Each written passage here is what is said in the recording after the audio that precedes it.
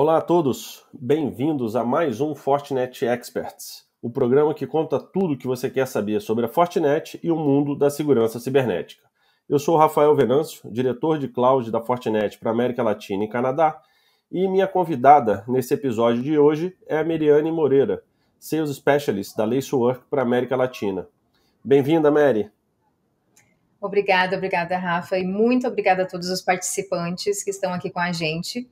É um prazer estar falando um pouquinho sobre a nova aquisição da Fortinet e também me apresentar hoje, né? Estar aqui com vocês.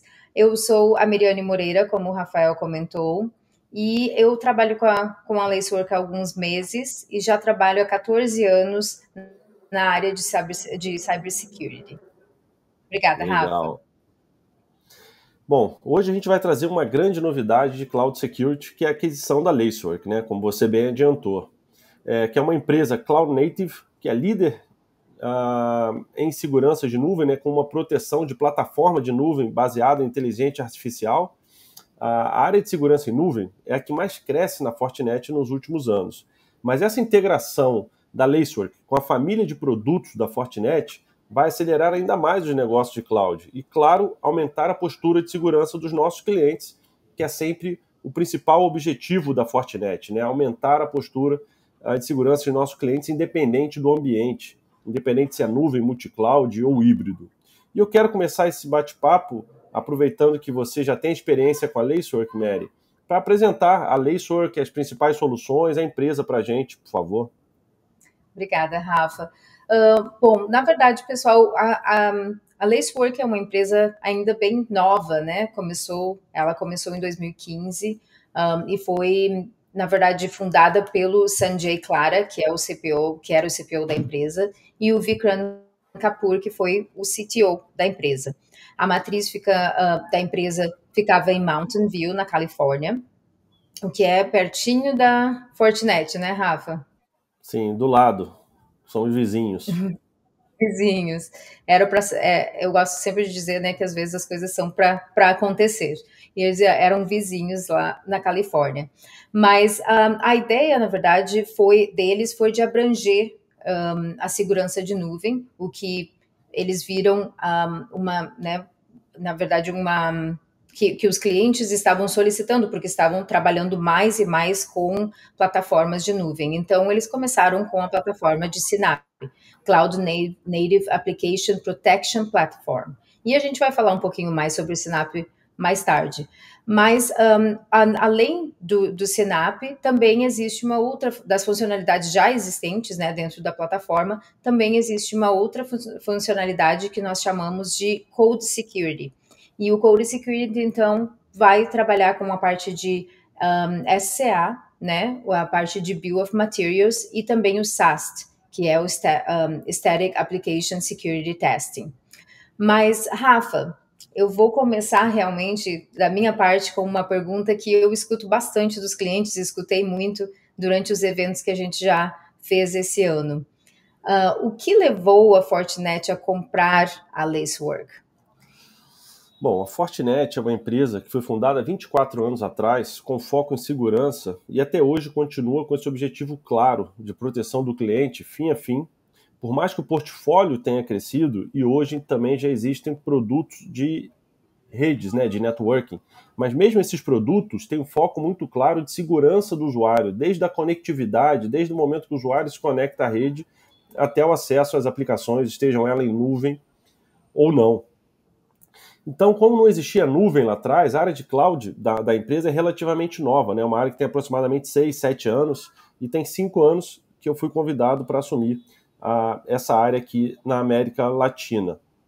Então, a ideia de trazer a Lacework, né, é um portfólio de soluções de segurança em nuvem já robusta, já madura, com clientes grandes que estão utilizando, ou seja, é uma solução que não precisa de apresentações, né? É uma solução já amplamente utilizada por todos os tamanhos de empresa no mundo, e também a Lacework já tinha esse conceito de plataforma. O que é isso? Todas as soluções, os produtos da Lacework estavam sempre vinculados a uma única plataforma. E a Fortinet tem o conceito do Security Fabric, que todas as soluções da Fortinet se conectam através dessa plataforma que a gente chama de Security Fabric. Então a gente entende que integrar essas duas plataformas existentes, né, vai ser relativamente rápido e vai agregar ainda mais valor para os nossos clientes. Ao invés de integrar produtos pontuais, a gente vai integrar apenas duas plataformas, são plataformas líderes de mercado, já reconhecidas, e a partir daí a gente vai entregar para os clientes uma postura de segurança em nuvem ainda maior, uma postura mais robusta. Então, essa foi a grande objetivo, né, da Fortinet adquirir a Lacework. E uma outra razão, né, que a gente não tinha um Synapse, né? Você acabou de mencionar sobre o Synapse. O Synapse a gente escuta cada vez mais quando a gente conversa de segurança em nuvem. E agora a Fortinet passa a ter o Forte Synapse, né, que é exatamente a solução que veio da Lacework. Como você mencionou, eu também, Mary, antes da gente seguir, eu acho que vale a pena a gente explicar, né, o que é o Synapse, então. Acho que nem todos podem ter claro, né? Agora vão começar a escutar cada vez mais sobre o Forte Synapse, mas vamos ao conceito. O que é um Synapse, ou KNAPP? Sim, com certeza, Rafa. Bom, na verdade, o Synapse foi um termo que foi criado pelo Gartner, né? E a ideia o Synapse realmente quer dizer Cloud Native Application Protection Platform, né? É uma solução que ajuda as empresas a garantir que estão seguras ou protegidas enquanto estão em um projeto ou uma aplicação está na fase de desenvolvimento ou em produção, uma produção no ciclo de vida em nuvem pública. E o Synapse, na verdade, oferece cobertura de segurança de ponta a ponta e a visibilidade completa em qualquer ambiente de nuvem, tudo a partir de uma única plataforma. Como você estava comentando, né, Rafa? A ideia é que nós tenhamos uma única plataforma, e realmente o Synapse faz isso na parte de nuvem, e aí vamos ver agora o que vem aí também com essa ligação trabalhando juntamente com a Fortinet, as duas plataformas juntas. Então, desculpe. Desculpa, pode seguir. Pode seguir, Rafa. Não, só para a gente entender, né, que o Synapse é uma plataforma de segurança em nuvem. Uhum. Pode surgir algumas dúvidas aí, né? O Synapse, então, vai substituir as soluções tradicionais de segurança em nuvem, como, por exemplo, o Next Generation Firewall na nuvem, o WAF, o Endpoint Protection. Como é que funciona o Synapse e essas soluções tradicionais de segurança em nuvem? Com certeza não, tá? São soluções, na verdade, totalmente complementares, Rafa. Então, para ter uma proteção efetiva em nuvem ou multinuvem, né, é necessário que uma arquitetura que esteja, na verdade, contemplando todas essas soluções, todas juntas. E essa é a ideia. Legal.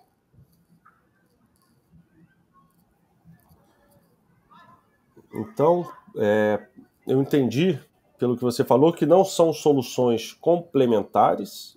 Desculpa, são soluções complementares, né? Uma solução não vai substituir a outra.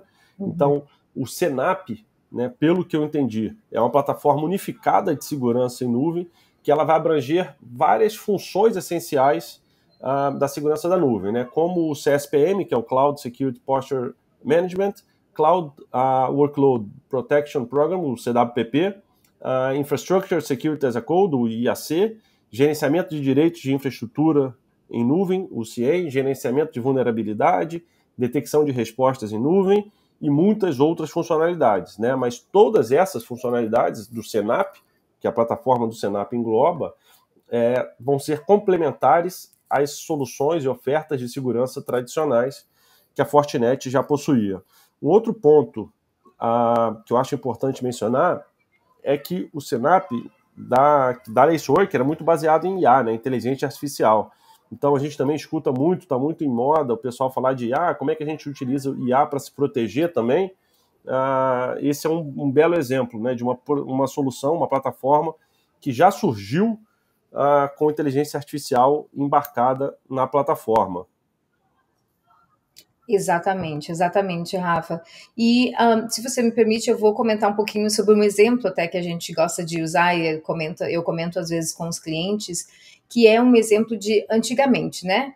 Nós tínhamos os castelos que a gente não, né, mas no passado eram construídos em cima de rochas, né, e eles eram protegidos por grandes muralhas ou torres, e também eram cavados buracos ao redor para que ninguém pudesse invadir os castelos. E isso, para mim, assim, vendo de uma forma, né, como um exemplo, seriam os firewalls, seriam gateways, e também o que o Synapse faz. Mas hoje, com todas as ferramentas de nuvem que nós temos no mercado e com todas as ferramentas que as empresas trabalham, tudo já está diferente. Por quê? Porque realmente nós podemos ter pessoas invadindo a sua casa ou invadindo o seu castelo, né? Através de túneis subterrâneos, por exemplo, sobrevoando, ou através de equipamentos de alta qualidade que podem realmente destruir as paredes, vamos dizer assim, da sua casa, do seu castelo. Por isso que nós precisamos de mais camadas de proteção. Precisamos, na verdade, de mais formas de verificar onde nós poderíamos ter deixado um local sem vigilância, ou podemos correr o risco de que alguém possa entrar. Então, gerenciar riscos e ameaças em conjunto é necessário para proteger a sua nuvem de maneira mais eficaz, né? Então, para que a gente se possa atingir esse objetivo, todas as equipes têm que estar trabalhando juntas, né? Então, a ideia é que a equipe de desenvolvimento, né, DevOps, segurança e conformidade trabalhem de maneira conjunta dentro da plataforma. Sem dúvida, Mary. É o que a gente chama de segurança ou proteção em camadas, né? Infelizmente, não existe um único produto ou solução que garanta uma proteção efetiva em nuvem. Sempre falamos de arquitetura de segurança, né? E para complicar um pouco mais, cada provedor de nuvem tem sua arquitetura de segurança diferente do outro, porque cada provedor de nuvem tem a sua plataforma. Daí vem também a importância da Fortinet trabalhar em conjunto com todos esses provedores de nuvem, né? Desenvolvendo, testando e homologando essas arquiteturas em conjunto. A gente tem um time aqui na América Latina dedicado para fazer esse trabalho, e até com já alguns prêmios de reconhecimento por essas integrações feitas na América Latina, não só a nível global. Então, é outro ponto interessante, acho que é outro diferencial. Exatamente, Rafa. E a ideia, na verdade, né, que, como eu comentava, que todos os times trabalhem juntos em uma só plataforma, o que nós chamamos também Shift Left, né, que chamamos que porque é o que vai, na verdade, ajudar os times a cobrir o seu ambiente de desenvolvimento e segurança, e facilitar também a vida de todos, garantindo que os clientes realmente irão conseguir priorizar e desenvolver rapidamente os riscos, né? Com a nossa ajuda, eles saberão exatamente quais são os riscos mais urgentes a serem mitigados, por exemplo. A gente pode ajudar a operacionalizar melhores resultados de segurança. Nós ingerimos também continuamente mais dados do que qualquer outra ferramenta. Então, realmente é algo que eu acho que nos coloca um pouco à frente como plataforma também. E um outro fato que eu gosto de comentar sempre para os clientes é que nós podemos também, com a nossa tecnologia patenteada, ela não depende de regras ou padrões conhecidos, né? Ela vai ajudar a observar como o seu ambiente está trabalhando e então ver o que está acontecendo, ou se tem alguma anormalidade acontecendo no dia a dia.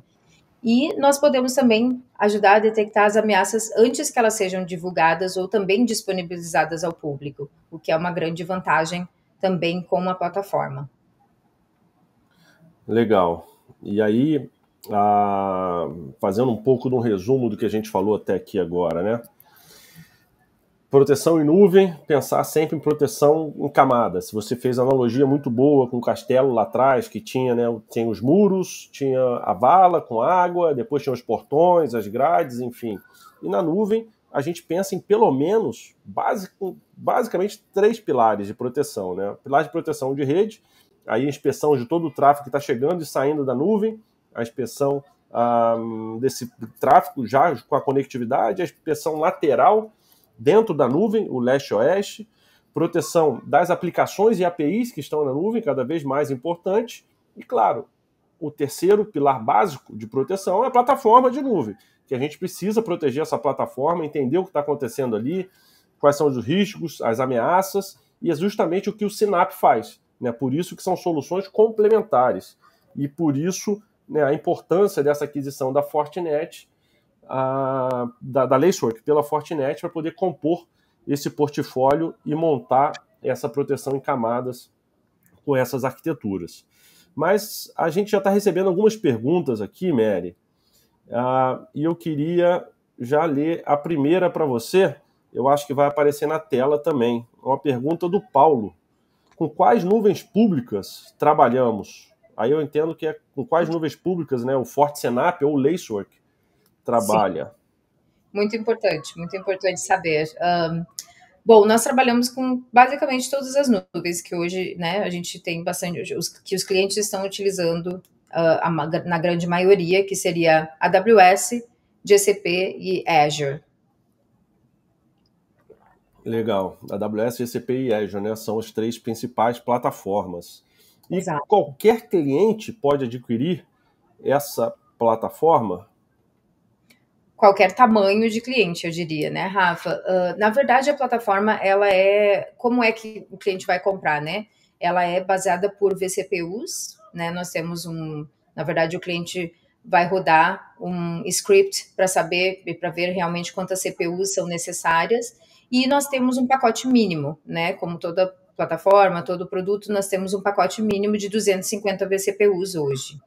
E como que ela é medida, né? Na verdade, como eu comentava, a gente roda esse script e aí, a partir desse script é que se pode saber mais ou menos o número que vai ser necessário para aquisição. Legal. E eu gostei, obrigado pela explicação, e eu gostei também da pergunta que apareceu aí, colocaram novamente, né? Poliana, eu também quero saber, hein?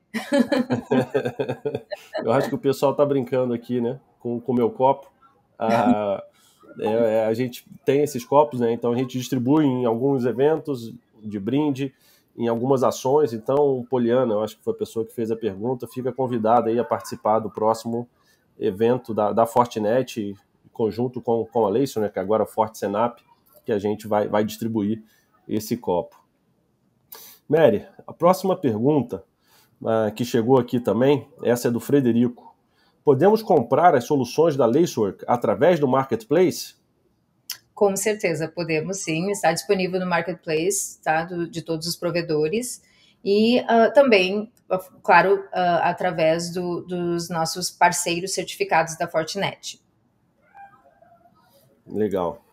E se eu ver, acho que vem uma outra pergunta por aí, né, Rafa? Podemos testá-los antes de comprar?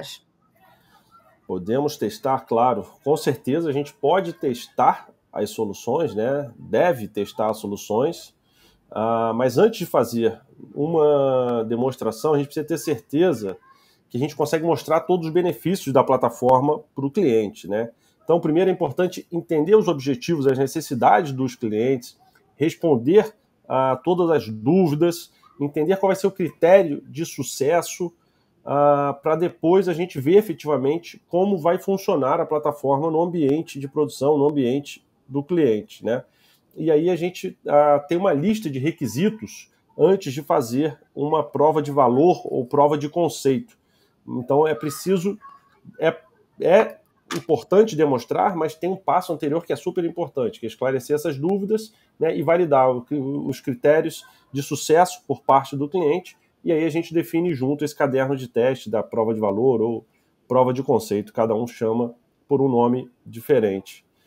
E aproveitando que a gente está falando já de demonstração, eu queria trazer mais um convidado para esse nosso bate-papo, Mary, que é o nosso arquiteto de Cloud Security, o Henrique Moisés.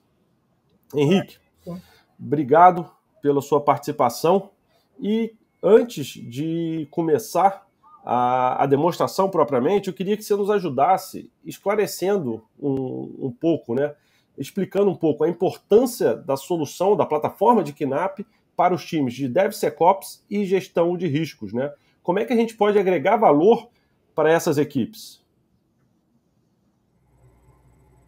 Obrigado, Rafa. Obrigado, Mary. Bom, é sempre uma honra e um prazer estar aqui com vocês, ainda mais quando a gente está falando de um produto, de uma plataforma tão nova como o Lacework ou como o nosso FortiSnap.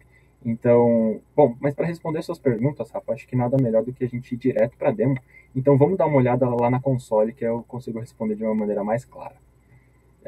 Bom, quando a gente está na console aqui, o primeiro ponto de destaque é justamente como que a gente divide, como que a gente separa, como que a gente segmenta todo esse ambiente em si, tá? Eu estou falando de uma segmentação mais lógica aqui, não uma segmentação igual ao Fire. Então, o primeiro ponto é, que tipo de visibilidade a gente tem? Dentro da fase de Discovery, dentro de uma parte de Discovery aqui dentro da solução, a gente consegue enxergar vários recursos, ou basicamente todos os recursos, todos os serviços que existem dentro desses ambientes multi-cloud. Então, um primeiro ponto é justamente ter essa camada de visibilidade para que a gente consiga entender o que está rolando, o que está acontecendo ali dentro daquele ambiente de nuvem que muitas vezes é um ambiente mais escuro, ou mais que a gente acaba não tendo tanta visibilidade como gostaria. Então, o primeiro ponto é esse. Tá? E quando a gente está falando de visibilidade, a gente pode englobar também a análise de risco. E dentro da análise de risco, a gente tem um centro de risco justamente para fazer isso. Tá? E o ponto principal aqui é justamente, Rafa, responder a sua primeira pergunta aí de como que a gente traz um gerenciamento, como que a gente faz essa gestão de risco de uma maneira mais simplificada, como que a gente apoia esses times. E aí tem várias camadas aqui que a gente já vai passar por elas, mas antes, só para vocês entenderem, o terceiro ponto que a gente divide aqui a console é justamente esse centro de ameaças em si. Tá? Vocês podem perguntar qual que é a diferença de risco e ameaça. Basicamente, vamos trazer um comparativo aqui. Eu saía de casa, por exemplo, deixando a porta destrancada, é um risco ou uma ameaça? É um risco. Tá? Por quê? Eu simplesmente deixei a porta destrancada e por isso alguém pode ir lá e entrar. Mas não necessariamente alguém vai exatamente na minha casa entrar e fazer alguma coisa. Vai roubar alguma coisa que eu tenho lá ou coisa do tipo. Mas se alguém já está dentro da minha casa, eu detecto isso por uma câmera, por exemplo, isso já é uma ameaça. Já é alguma coisa maliciosa que está acontecendo ali e, consequentemente, deixa de ser apenas um risco. Tá? Então, essa é a principal diferença para vocês entenderem. Bom, e quando a gente está falando de risco, análise de risco, gerenciamento de risco, a gente tem algumas maneiras de começar. Eu, particularmente, gosto de começar aqui por compliance, quando a gente está olhando para a parte de compliance em cloud, nesse ambiente multi-cloud. Tá? Aqui a gente tem vários filtros que a gente consegue fazer, mas eu vou clicar aqui direto no primeiro framework. E o ponto principal, no meu ponto de vista, é justamente utilizar de um framework já existente para a gente entender como está o nosso ambiente. Então já é um framework de segurança conhecido, as pessoas já sabem como funciona e a gente já tem várias políticas definidas dentro daquele framework. Por que não traduzir isso para dentro do nosso ambiente? E aqui a gente então consegue ver que tem um total de 90 políticas e 56, basicamente, por cento desse ambiente está aderente a essas políticas. A gente está em compliance em metade desse ambiente, mas na outra metade a gente não está.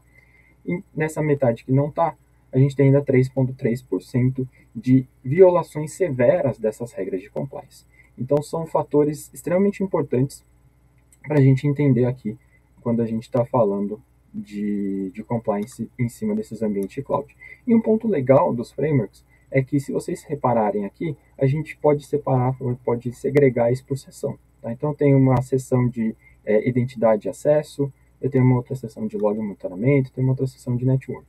Por quê? Porque dentro do framework do CIS é organizado exatamente dessa mesma maneira. Então, isso ajuda os times a extraírem o máximo de informação possível no melhor tempo possível. Tá?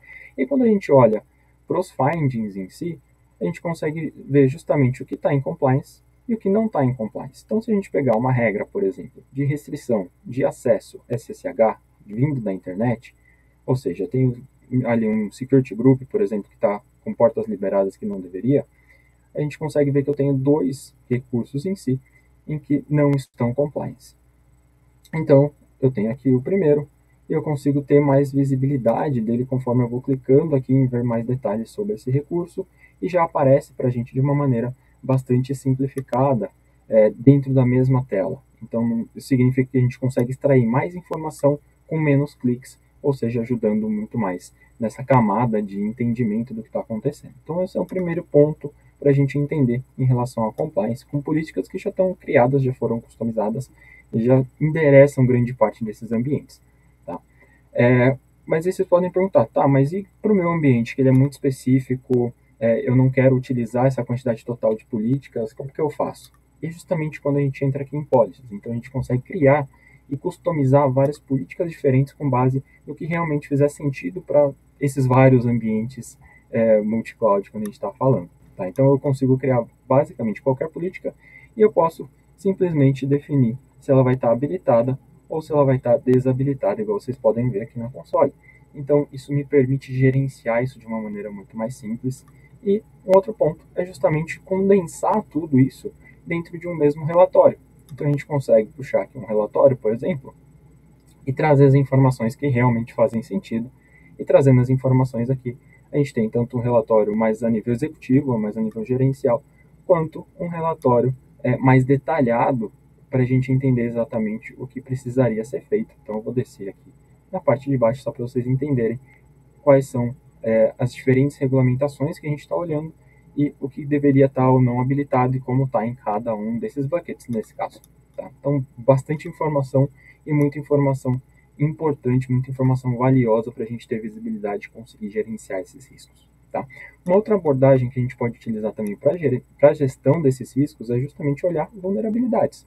Quando a gente olha para vulnerabilidades, eu consigo ver isso dentro de hosts, por exemplo, ou dentro de containers. Se eu quiser fazer uma busca aqui por um CVE específico, eu posso clicar no filtro de CVE e fazer essa busca. Eu posso buscar por um CVSS, pelo nível de severidade desse CVE. Posso buscar por vetores de ataque. Posso fazer uma busca mais granular de acordo com o que eu realmente preciso. Mas digamos que a gente tenha aqui a nossa instância, o nosso host, e vamos dar uma olhada quantos CVEs a gente tem associado, com o nível de risco que a gente tem associado a essa instância. Bom, aqui a gente pode ver vários CVEs e, de uma maneira geral, a gente consegue entender qual que é o nível de risco desses CVEs e qual que é o impacto de uma vulnerabilidade ou dessa exploração dessa vulnerabilidade. Então, com isso, a gente consegue também priorizar, ter uma priorização de risco, entender onde nossos esforços deveriam estar vinculados ou direcionados primeiro para que a gente conseguisse mitigar o maior número de vulnerabilidades no menor tempo possível, e aí, fazendo isso, consequentemente, a gente tem um melhor nível de segurança. Tá? Então, tem várias informações aqui sobre o host, mais detalhes, mas pode ser um outro caminho para a gente explorar. Ou um terceiro caminho até nessa parte de análise de risco, eu posso vir aqui no que a gente chama de Path Investigation, que é basicamente um caminho que um possível atacante poderia ter. Então, vou pegar aqui uma base RDS dentro da AWS e vamos dar uma olhada.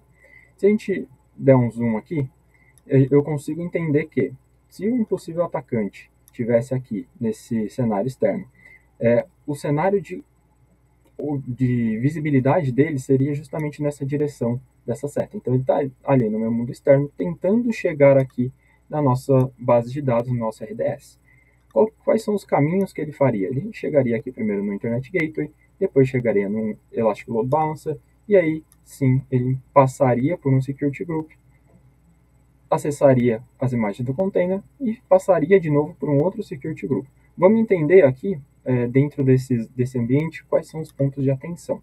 Bom, vocês podem ter notado aí que existem bolinhas vermelhas em cima de alguns recursos. E esses são justamente os pontos de atenção. Quando a gente está olhando para essa camada aqui, a gente consegue ver que existem dois alertas de compliance em cima do Security Group. Se eu dou um clique aqui, ele já me fala quais são esses alertas. Então eu tenho porta 80443, deveriam ser as únicas a serem liberadas dentro desse ambiente, por a gente está falando de um container, por exemplo, mas não são justamente essas que estão liberadas. Na verdade, a gente tem uma liberação de todas as portas. A mesma coisa se aplica aqui para a vulnerabilidade de container, ou das imagens que a gente tem dentro de container. Então, com isso a gente consegue extrair de uma forma bastante simples o CVE, nível de criticidade, nível de score principalmente, e aqui talvez o ponto mais importante, que é quais são esses pacotes ou essas bibliotecas ou essas imagens que a gente está falando, quais são as versões correntes ou as versões que a gente tem deployado ali nessa VM e quais são as versões em que já existe um fix, já existe uma correção vinculada ali que a gente poderia simplesmente atualizar de uma maneira bem simples para sair, para tirar, para mitigar o máximo de vulnerabilidade possível. Tá? Então são várias camadas aqui que a gente teria, e depois mais um security group até chegar na nossa RDS. Então qualquer uma das vulnerabilidades que poderiam ser exploradas aqui por um atacante, uma vez que a gente entenda isso, tenha visibilidade, consiga mitigar, a gente já tira toda essa superfície de ataque que esse atacante teria. Tá? Então, a nível de risco, tem muito mais coisa, mas vou focar nesses 3 pontos primeiro, porque queria mostrar para vocês ainda o nível de alertas de ameaça em si. Tá? Então, quando a gente fala de ameaça, tem vários alertas que a gente pode olhar, que a gente pode entender como estão funcionando. Eu vou até voltar um mês a mais aqui para a gente, 2, na verdade, para a gente trazer mais informações. Aqui a gente tem vários níveis de alerta, mas o ponto principal dentro da plataforma é justamente uma condensação ou um entendimento de vários eventos que vão acontecendo para a gente entender o que realmente faz sentido trazer. Tá? Então aqui a gente pode, por exemplo, clicar em hosts comprometidos, entender o que está acontecendo ou por que foi identificado um host comprometido aqui. Então deixa eu dar um zoom para ajudar vocês a enxergar melhor. Aqui a gente está falando de uma atividade de discovery, que geralmente é a primeira atividade que um atacante faz dentro de um ambiente que ele ainda não conhece. Qual a atividade de discovery que foi feita? Ele basicamente executou um comando usando o Nmap. Depois ele foi para uma ação de shell reverso, ou seja, ele tentou estabelecer um shell reverso para executar vários outros comandos aqui dentro do nosso ambiente. E aí ele conseguiu executar esse comando na sequência. Então vocês conseguem ver que a gente vai populando aqui, como se fosse uma linha do tempo, quais foram as diversas ações que esse possível atacante executou, até a gente entender quais foram as atividades maliciosas ou atividades fora do normal que ele executou e quais foram as execuções de comando que ele também executou e onde ele executou esses comandos. Então a gente tem um entendimento comportamental direto nesse ambiente de uma forma bastante simples e de uma forma completa. Tá? A mesma coisa a gente consegue ver para um potencial ataque de ransomware. E o porquê que a gente entende como um ataque de ransomware? Pelo comportamento mesmo. Tá? Então a gente consegue ver aqui que também, aqui a gente começa com uma atividade de discovery, em várias regiões diferentes. Então esse atacante foi fazendo um levantamento da quantidade total de recursos que a gente tinha, quais eram os recursos e por aí vai. Depois, uma atividade no mínimo suspeita ou fora do normal. Tá? E aí o que esse atacante fez? Tudo descrito aqui, ele fez inclusive uma cópia de um snapshot. E aqui, na sequência, a gente pode ver também uma viagem impossível de ser realizada de vários países que foram alterados ali durante uma mesma ação. Toda uma modificação suspeita de chaves. Então, além dele tirar a cópia daquela base de dados do snapshot, ele ainda modificou as chaves e aí fez basicamente o que ele quis, porque ele já tinha uma chave modificada dentro desse ambiente, então já é uma ação extremamente importante. Então a gente já consegue entender como priorizar nível de risco. E aí uma outra pergunta que você fez, Rafa, foi em cima de desenvolvimento. Como que a gente traz essa camada de desenvolvimento para dentro da mesma plataforma. E é justamente aqui, tudo integrado. Tá? A gente não precisa sair de uma console, entrar em outra. A ideia é ter tudo isso dentro do mesmo local. Porque o time de segurança, ele não precisa olhar vários lugares diferentes. Ele trabalha ali com basicamente toda essa aplicação. E é justamente aqui que a gente entende todas as vulnerabilidades associadas a essa aplicação, seja a nível de infraestrutura como código, ou seja, a nível da aplicação em si, e aí escrito em várias linguagens diferentes, ou se a gente não quiser fazer essa integração via pipeline, se esse pipeline não existir ainda, isso não é o problema, porque a gente consegue fazer essa integração via repositório. E quando a gente faz essa integração via repositório, a gente enxerga todo o ambiente aqui, e clicando a gente consegue entender quais são as várias vulnerabilidades, como que elas apareceram, de quais vulnerabilidades a gente está falando, e conforme a gente for entrando em uma vulnerabilidade específica, a gente consegue ter mais e mais informações até chegar no ponto de entender qual que é a linha, ou quais são as linhas e quais os arquivos que a gente está falando em que esse código foi implementado. Tá? E se eu clicar aqui, ele vai carregar para a gente um repositório do GitHub direto nas linhas específicas em que essa vulnerabilidade foi encontrada, e a gente já consegue tomar uma ação de uma maneira, de novo, mais simples, mais fácil, mais ágil. Bom, eu tenho muito mais coisa para mostrar aqui, mas eu sei que o nosso tempo é curto, então, Rafa, Mary, de volta com vocês, e a gente deixa para algumas próximas sessões fazer mais um entendimento sobre a console. Obrigado. Excelente, Henrique. Quando a conversa é boa, o tempo passa rápido. Já estamos chegando ao final de mais um Fortinet Experts. Obrigado aí por todas as explicações, pela demo, Henrique. Mary, obrigado pelas respostas. Algum comentário final? Não, Rafa, mas qualquer pergunta que vocês tiverem, pessoal, estamos aqui para ajudar. E muito obrigada pela participação de todos. E espero vê-los ou conversar com vocês em um momento propício e em breve. Obrigada. Nós que agradecemos. Então, mais uma vez, muito obrigado aos participantes. Até o próximo Fortinet Experts. Não deixem de ler e estudar mais sobre a Lacework, ou melhor, agora já o FortiSynap, daqui por diante. E a gente conta com vocês no próximo episódio. Um abraço. Tchau, tchau. Um abraço. Tchau, tchau.